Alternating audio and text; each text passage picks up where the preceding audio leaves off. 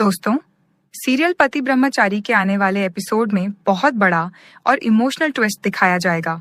कहानी की शुरुआत होती है जब सूरज गुस्से में ईशा से कहता है, मुझे लगा था कि तुम पढ़ लिख कर कुछ बनोगी, लेकिन तुमने भी मेरी तरह गुंडागर्दी करना शुरू कर दी।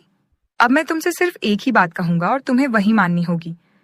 ईशा हैरान होकर सूरज से पूछती है, ऐसी कौन सी बात है सूरज, जो तुम इतने गुस्से में कह रहे हो? सूरज कहता है, तुम्हारे पास सिर्फ दो रास्ते हैं।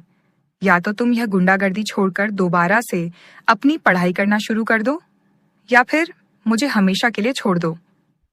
ये सुनकर ईशा पहले तो चौंक जाती है, लेकिन फिर बड़े प्यार से जवाब देती है, ठीक है सूरज, मैं तुम्हारी बात मानती हूँ। मैं गुंडागर्दी छोड़ दूंगी और अपनी पढ़ाई दोबारा से शुरू करूंगी, लेकिन मेरी एक शर्त है। सूरज उत्सुक होकर पूछता है, कौन सी शर्त? ईशा मुस्कुराकर कहती है, तुम्हें भी मेरी तरह अपनी पढ़ाई दोबारा शुरू करनी होगी। सोचो, जब तुम पढ़ लिख कर कुछ बनोगे और तुम्हारे पापा तुम्हें गले लगाएंगे तो तुम्हें कितनी खुशी होगी।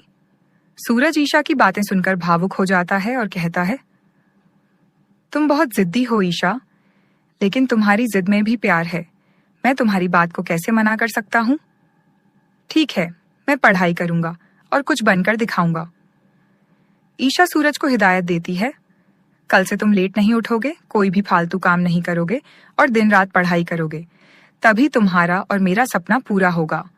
सूरज मुस्कुराकर कहता है, ठीक है, मैं तुम्हारी हर बात मानने के लिए तैयार हूँ, लेकिन एक बात याद रखना, अगर मेरी ताई माँ तुम्हें या मुझे कुछ कहती हैं तो उसकी जिम्मेदार सिर्फ तुम होगी।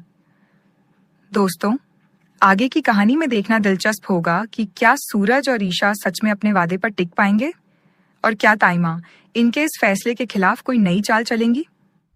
तो दोस्तों, आप सभी की क्या राय है कमेंट में जरूर बताना, और चैनल को सब्सक्राइब कर लो ताकि आने वाली अपडेट आप तक मिलते रहे सबसे पहले।